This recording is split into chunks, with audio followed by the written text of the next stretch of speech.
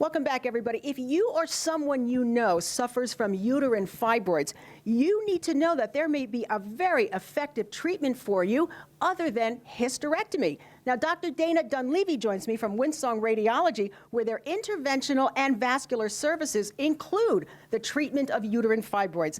Doctor, nice to see you again. Thank you so much. Nice to see you. Some people live with uterine fibroids just fine, but others have tremendous issues. Yes, absolutely. And that's the biggest thing that we initially talk to people about is what is the biggest contraindication to any intervention is no indication. So just having these benign, non-cancerous growths doesn't mean you need to do anything about it. So sometimes people get worried, I have this mass in my pelvis, but you don't have to do anything unless they become symptomatic. But many people do become symptomatic in their later fertility years. And let's talk about what some of those symptoms are.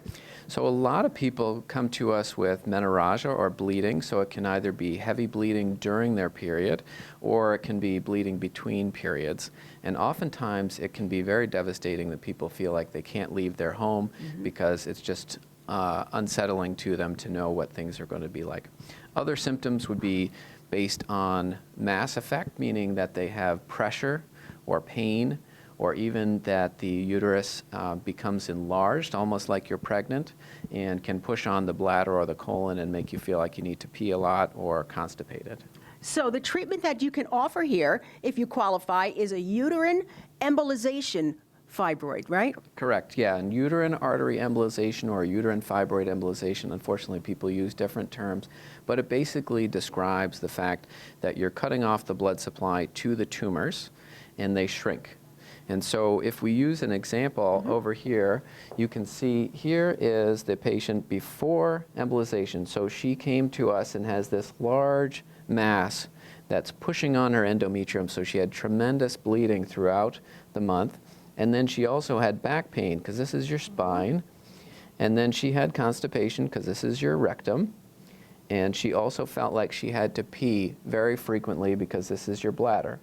So afterwards, and she works, and she didn't feel like she could take a full month off. It's usually about 5 to 10 days that people take off from work with this procedure, and about 30 to 40 days off if they've had surgery. And so she wanted a non-surgical option, and this is afterwards. You can see now a normal uterus, and this mass that was here pushing on her spine is totally gone.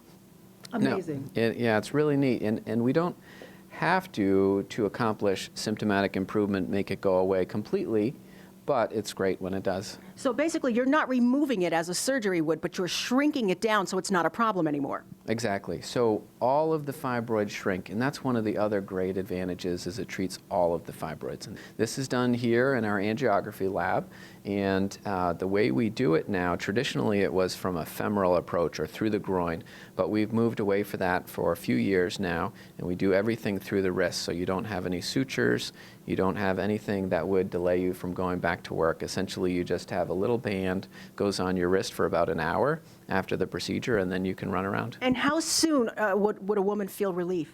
So they come back to see us in clinic a month later, and they're usually feeling improvement then.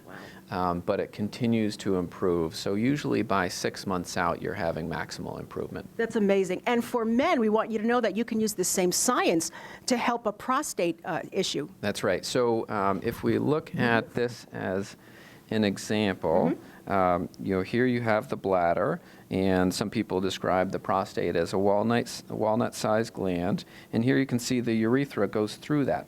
So as we get into our 60s, oftentimes many people have some pressure, and it makes it difficult to pee. Well, it's remarkable that you can do this. And for people who have these issues, I know they're going to be on the phone. So by all means, log on and call Windsong Radiology. Meet Dr. Dunleavy.